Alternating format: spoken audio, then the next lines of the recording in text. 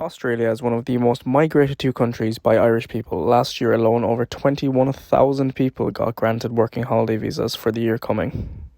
And when I was younger, I often thought, why? What's so bad about Ireland? As I started to get older, I kind of gradually saw how much better other countries were compared to Ireland, with the housing crisis, just everything, especially for young people. Like, we're never going to be able to afford to like build a house, buy a house, we're probably going to be in debt for the rest of our lives. But so as I got older, I gradually, started to see that. And that is why, as a 22-year-old, me and my best mate, we decided to go to Australia for a few months and just see what it was like, see how different it was. Number one, public transport is absolutely outstanding over there. They have got everything down to a T. In Ireland, you're messing around buying tickets and it's just not on time. Some days I could be waiting 2 hours for a bus, or a bus wouldn't show up and they just wouldn't even let you know. In Australia, it's as simple as tapping on, tapping off with your credit card or with your debit card or whatever you use, and it can take you anywhere. It can take you from Sydney to Melbourne. It can take you from literally anywhere you are. It is so simple.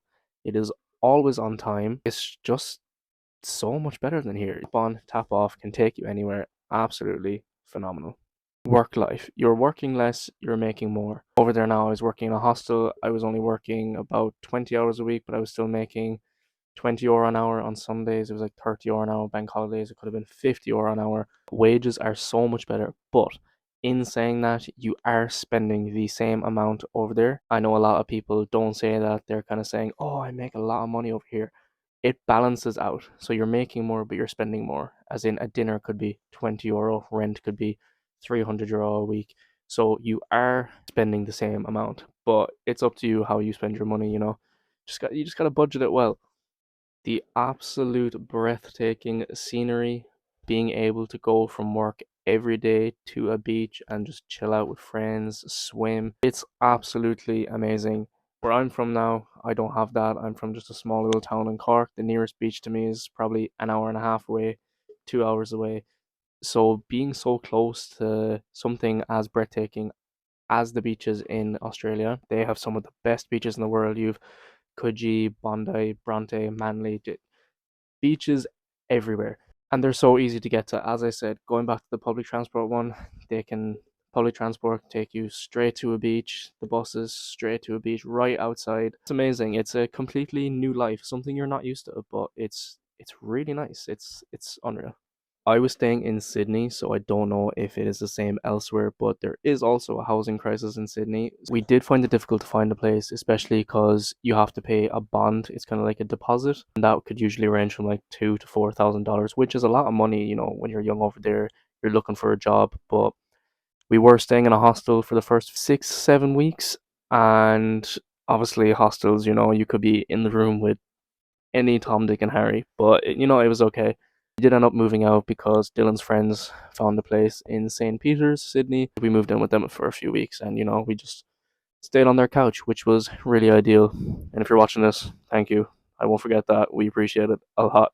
It's quite difficult. There is a housing crisis, so if you were to move to Sydney, I would advise going outside a small bit. As I said, public transport's so good anyway, so it will be easy to find your way into the city if you have a job in there or just anything like that.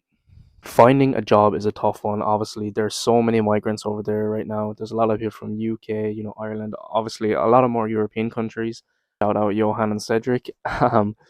But yeah, finding a job could be quite difficult. We arrived and me and Dylan applied for maybe 200 jobs on Indeed, literally. We barely heard anything back, maybe the odd phone call, but it just didn't come of anything because there's so many people over there looking for jobs. Only reason I found a job is because the hostel we were staying in, I went downstairs and I said, look, are you hiring? I'm looking for a job. And it just turns out they were. So I ended up doing my trial and I ended up getting a job there, which was just so ideal. So I would advise like putting yourself out there instead of, doing it online, because obviously some companies won't even see your application if you do it online. There's going to be thousands of people applying to the same company. They're all seeing the same advertisement and they're all going to be applying for the same one. So I would print off loads of CVs and just go around handing them in. That way you're kind of showing your face, and they will definitely respect that. You'll probably have a higher chance of getting the job. So that's what I would definitely do: print off CVs and just go around handing them in absolutely everywhere. And no doubt you will find somewhere. It probably didn't help that kind of when we were there as well, it was around Christmas time, right before Christmas. So obviously it would have been harder to find jobs. But yeah. The one thing I did love about staying in a hostel though is that you will meet so many great people. You will meet so many great people that you won't forget. There's so many backpackers and people migrating to Australia. You're all on the same boat at the end of the day. So it's nice to chat to new people, make new friends. Yeah. One of the cons is, Australia is one of the most isolated countries in the world. So if you wanted to go on a holiday to a different country, it is going to set you back $1,000, $2,000. Do keep that in mind. You are very isolated. Don't get lost in the sauce, man. It happened to us the first few weeks we were in Australia. It is so easy when you're in the middle of a massive city to go out every single night, to eat out every day. And it's expensive. One drink could be $20. You could blow through your money so easily. It happens to the best of us, but just try discipline yourself. Don't get lost in the sauce. I am heading back out now in about 3-4 months to do my regional work, my 88 days. And I absolutely can't wait to get back out there and see what happens then. Obviously there's some goods, there's some bads, but there's goods and bads in every place you go, everything you do. So I would absolutely recommend it to everyone who's young, 20s, to migrate there for a bit. You learn a lot about yourself. You learn new things, you meet new people.